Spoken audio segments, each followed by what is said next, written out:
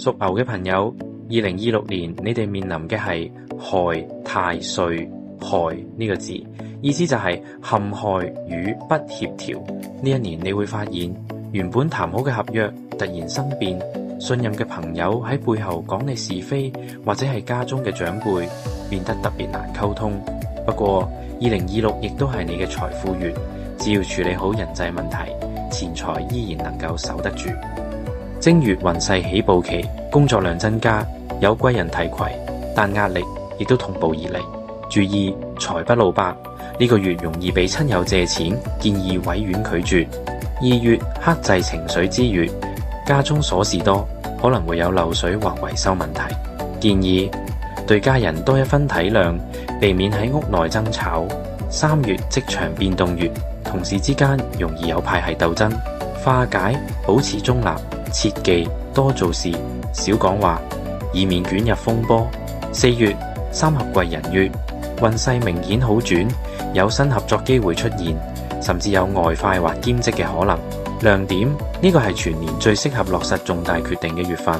5月六害之月大凶，害太歲影響最深，容易被小人放暗箭，或同合作夥伴決裂。注意感情上亦有第三者干擾或流言蜚語，凡事親力親為，唔好太信任。6月衝月，腸胃容易出問題，或者會有突發嘅搬遷，化解減少社交應酬，多留喺屋企休息，靜待風波過去。7月偏財進帳，財運回升，之前被拖欠嘅款項有望收回。8月三合合財月，人際關係修補期，之前嘅誤會能喺呢個月解開。亮點，適合同老朋友聚會，當中可能藏住賺錢商機。9月刑期月，注意容易遇到合約糾紛，法律文件要睇清楚。防範開車嘅朋友要注意交通違規，避免罰款。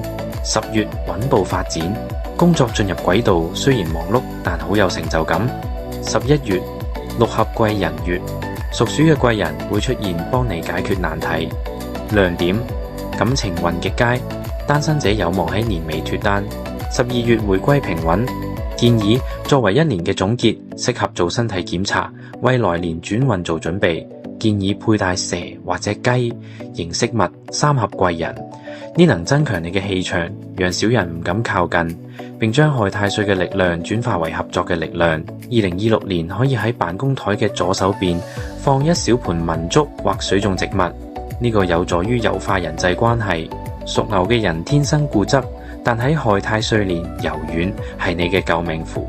凡事換位思考，唔與人硬碰硬，小人自然無從下手。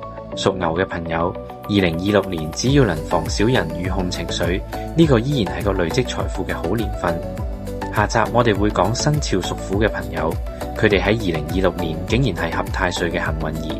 想知點樣把握機會？記得點讚同埋訂閱我嘅頻道，我哋下集見。